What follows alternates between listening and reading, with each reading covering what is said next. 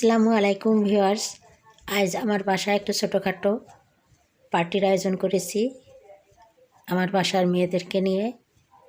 তা আশা করি আজকের পার্টিটি আপনাদের কাছে খুবই ভালো লাগবে এবং তাদের জন্য আমি কি রান্নার আয়োজন করেছি চলুন এবার একটি একটি করে আপনাদের মাঝে সামান্য তুলে ধরব।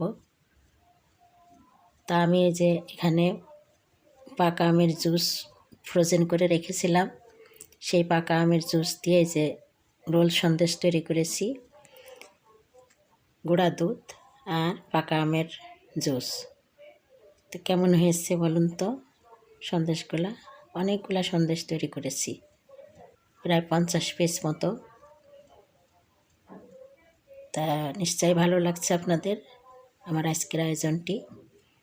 আমার মেয়েদেরকে আমি সারপ্রাইজ দিব, তাই এভাবে আমি এটা আয়োজন করেছি। আর কি তৈরি করেছি, এই যে এখানে দেখতে পাচ্ছেন পাটিসাপটা, অনেকগুলো পাটিসাপটা তৈরি করেছি খিরসা দিয়ে। খিরসাটা আমি তৈরি করেছি।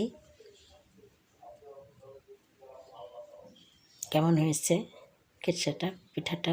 পিঠাগুলো কিন্তু একটাও কালো হয়নি বা পুড়ে যায়নি, সবকটা পিঠাই সাদা ধবধবে হয়েছে।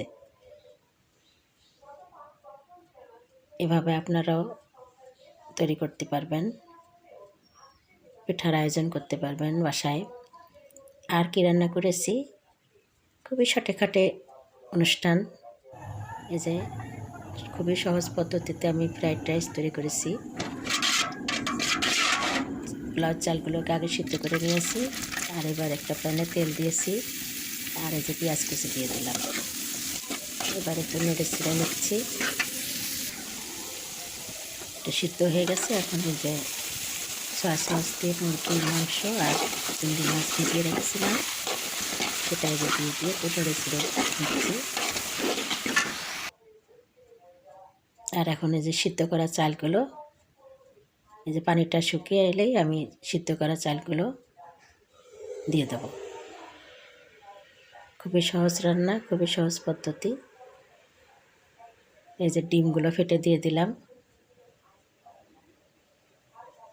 সবগুলো ডিমকে ফেটে ভালোভাবে মিশিয়ে দিলাম মাংসের কিমার সঙ্গে।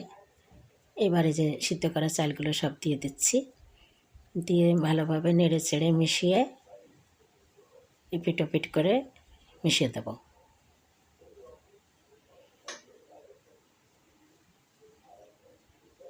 তো হয়ে গেল কত সুন্দর ঝটপট করে ফ্রাইড রাইস তৈরি করা।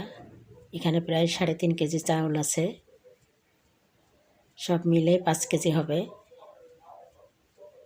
5 কেজি ফ্রাইড রাইস সবাই খাবে, বেশি বেশি করে রান্না করেছি। তো আমার রান্না কমপ্লিট। তা আমি একটু গোলমরিচের গুঁড়া দিয়ে দেবো, কিছুটা গোলমরিচের গুঁড়া দিয়ে দেবো আমি।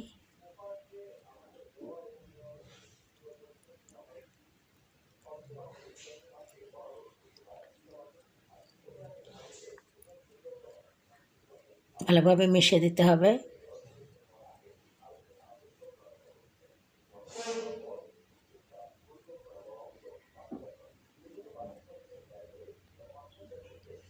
এপিট ওপিট সুন্দর করে নেড়ে চেড়ে মিশিয়ে দিচ্ছি। আর কত সুন্দর ঝরঝরা হয়েছে, দেখতে কত সুন্দর লাগছে, খেতেও দারুণ হয়েছে। আশা করি আপনাদের ভালো লাগবে।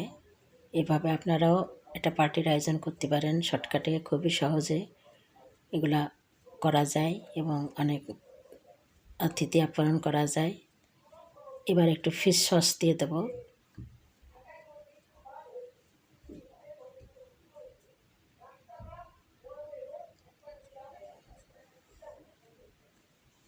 দুই চা চামচ মতো আমি দিয়ে দিলাম ফিশ সস।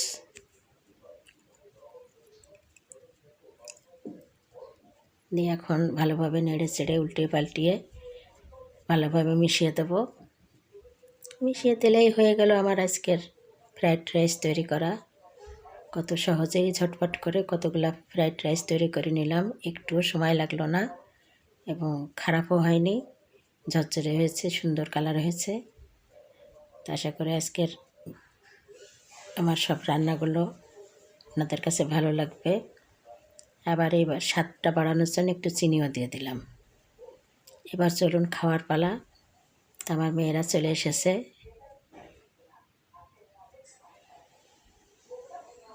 এখন তাদের জন্য খাবার আয়োজন করেছি, যে প্লেটে নিয়ে আসছি, সাজিয়ে দিয়েছি। এখন তাদেরকে বলেছি তোমরা সবাই নিজে নিজে উঠিয়ে নাও, তোমাদের পছন্দ মতো তোমরা সবাই মজা করো, খাওয়া দাওয়া করো।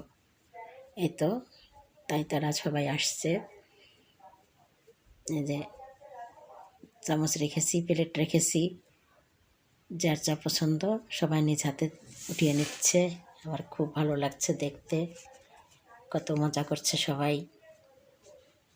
আপনারা এদের জন্য দোয়া করবেন, এরা যেন ভালোভাবে লেখাপড়া শিখে মানুষের মতো মানুষ হতে পারে।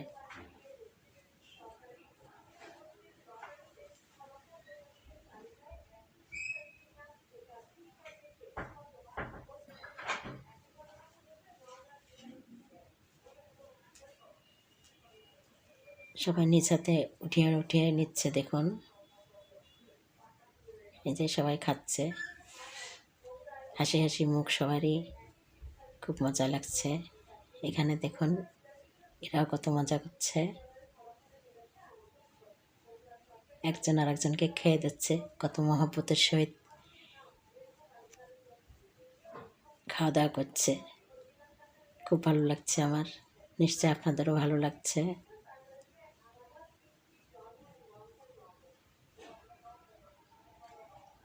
এখানে আরও এদিকে ওদিকে চারিদিকে সবাই নিজ নিজ হাতে নিয়ে আসছে, খাওয়া দাওয়া করছে। এদিকেও আছে, এটা দেখুন।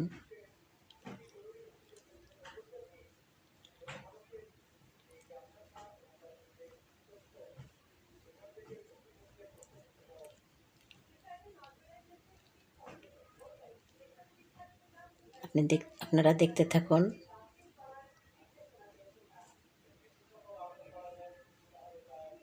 এই যে আরও আসছে,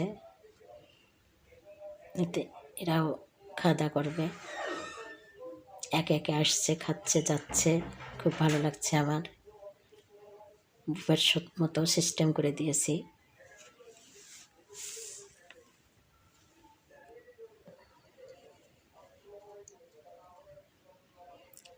কেমন লাগলো? যদি ভালো লেগে থাকে তাহলে অবশ্যই আপনারা আমার চ্যানেলটিকে লাইক, কমেন্ট, শেয়ার ও সাবস্ক্রাইব করে আমার পাশে থাকবেন। আজকের মতো বিদায় নিচ্ছি, আল্লাহ হাফেজ।